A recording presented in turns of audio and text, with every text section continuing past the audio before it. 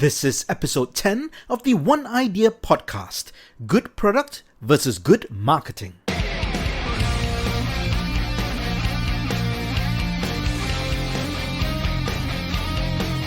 This podcast is produced by Evolve and Adapt, an award-winning strategy and digital consulting firm based in Singapore and Malaysia.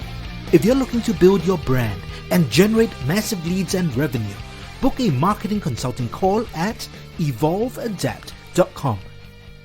Dear citizens, my name is JC Sum. I'm a certified marketing management consultant and the author of Evolve, Adapt or Collapse. Have you ever been to a hawker center where there may be 2 or 3 stalls selling the same type of food, such as chicken rice, char teow, or wanton mee? But one of the stalls has a perpetual long queue where customers line up for up to 1 hour during peak hours, and the other stalls have barely a crowd. This is true for almost every hawker center, at least in Singapore. The kicker is, the food at many of these stalls aren't any much better than their competitors, and they aren't that different.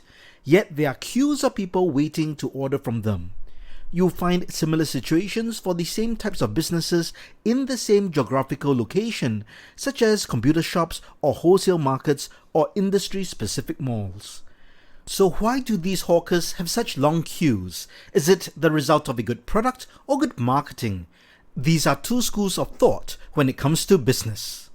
The first school of thought is that good marketing is the most important key to success.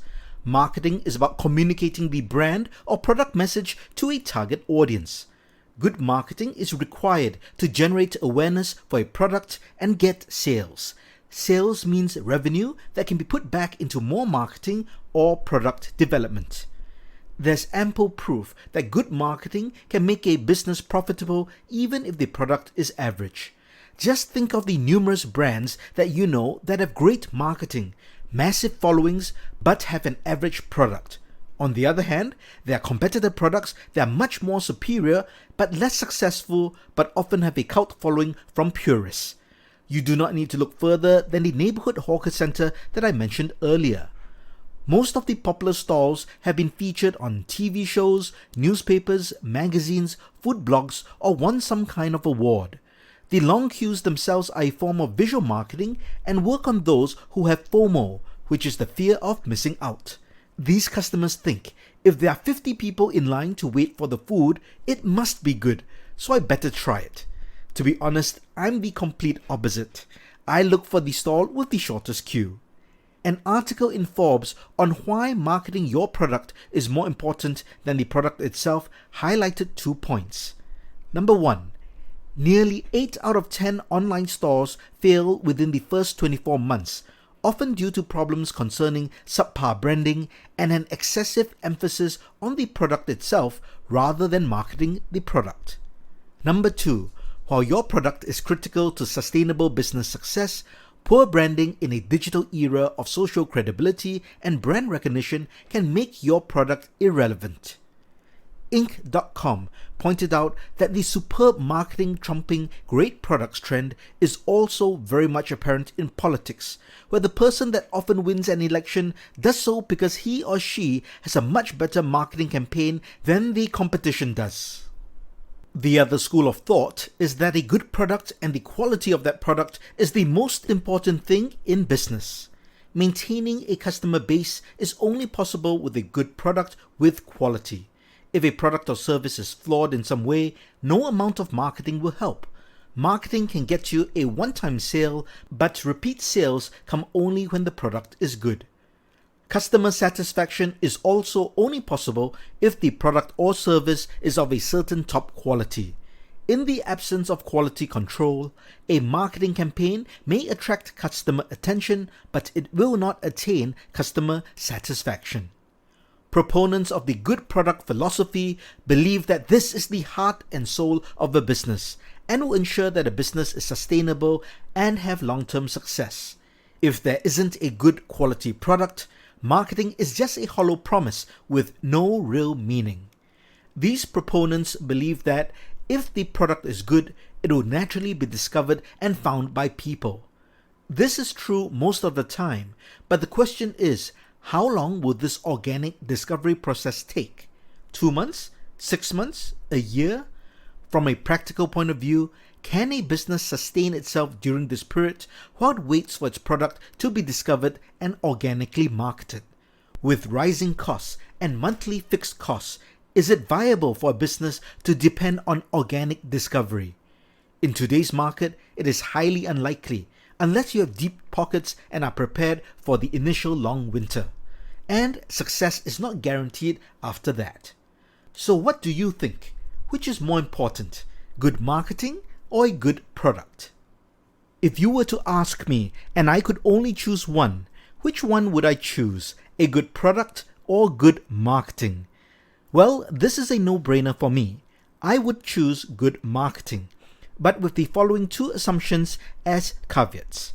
Number one, I'm operating in a competitive modern market with alternatives and competitors. Number two, I may not have the best or a very good product, but it is also not a bad product. However, if I'm launching a product in a market that is virtually untapped with no competition, I will focus on a good product. But my first choice would generally be good marketing. Let me explain my rationale. If I am targeting an untapped market, I do not need strong marketing to get the word out. Having a good product that is new and unique to the market is good enough to garner interest and consumer demand. That is, people will try the product by virtue of the fact that it is new and serves a need.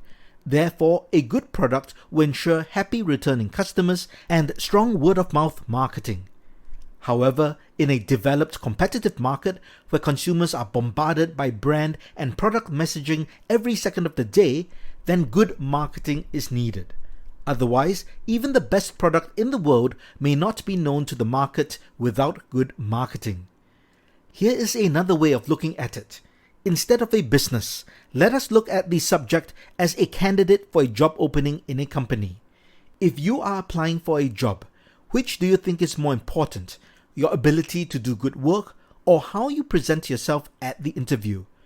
If you think about it this way, the answer of which is more important may be more apparent. Obviously, if you don't even secure the job in the first place, you will not be able to demonstrate your worth, the quality of your work, and your abilities. So you must present or market yourself well so that you will be hired for the job, so you get that chance in the first place. This starts from your CV, where you need to stand out from all other resumes so that you even get called for an interview.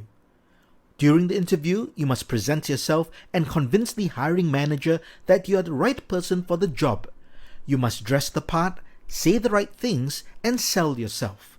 It is marketing 101. Having said that, after you get the job, you must live up to expectations and perform. Because if you don't, you may not be confirmed or you may not get a promotion or raise down the road.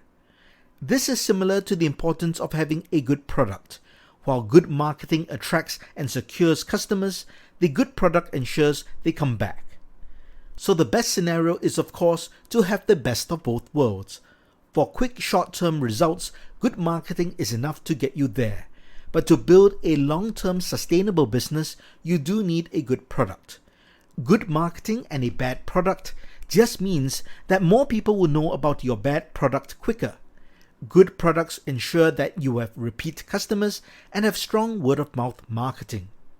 But if I really had to choose one, I would choose good marketing over good product as long as it is not a bad product. I can do much more to grow a business with good marketing than a good product alone. And this is also due to consumerism, customer behavior, and the influences of social media and the fear of missing out. To quote an article on careerride.com, quality should be the most important consideration for the success of any product or service. Unfortunately, marketing is the real standard by which products or services' success or failure is determined. If you were to start a business or launch a new product for an existing business today, what should you do? You definitely have to start with the right product. What is the right product? Remember to always ensure that your product offers value to the market. That is the right product. Find out what your target audience is looking for and create a product to solve their problem. Do not create a product that you like and try to find an audience for it. The greater the differentiated value your product offers, the greater your chances of success. When you start planning for this product, spend at least an equal amount of resources on marketing, if not more. If you're product-centric, I'm not suggesting to hold back in improving, testing, and perfecting your product. It is just that you have to allocate the same effort and resources to marketing. Many leave 10 to 20% of a project budget to marketing. That's really too little. They also don't put their best people on the marketing plan. My recommendation is to pay as much attention on marketing as you would the product development. This includes crafting the marketing strategy, positioning and branding strategy, which ultimately guide the marketing tactics used to implement the strategy. Think about the biggest manufacturer of pocket knives in the world, Victorinox, creator of the iconic Swiss Army knife. They have a unique product that the brand was built around, a multi-tool that could be carried in the pocket. Strong marketing has also allowed it to transcend the Swiss Army and knife enthusiasts. Now, people from all walks of life purchase the Swiss Army knife, and it is not seen as a tactical knife but as a useful tool that can be carried every day. In fact, the term Swiss Army knife has acquired usage as a figure of speech indicating extreme utility applicable to more or less any scenario at hand. While the unique product and marketing might have built the brand, it is the quality control, design, and high manufacturing standards that ensure a good product. This good product results in continued customers and existing customers who repeatedly buy different versions of their knives. How can you build your product or service as the Swiss Army knife in your industry? And how can you market it to showcase its unique differentiated value to your target customers? Finally, should you start with good marketing or a good product?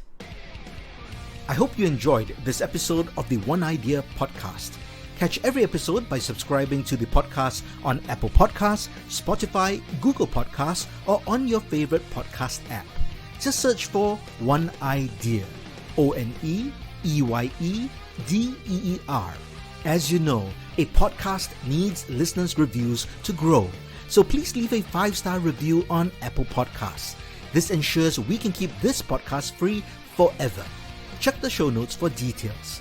If you'd like to learn more about the podcast, myself, or our consulting firm, head over to oneideapodcast.com. My name is JC Sum, and this has been One Idea.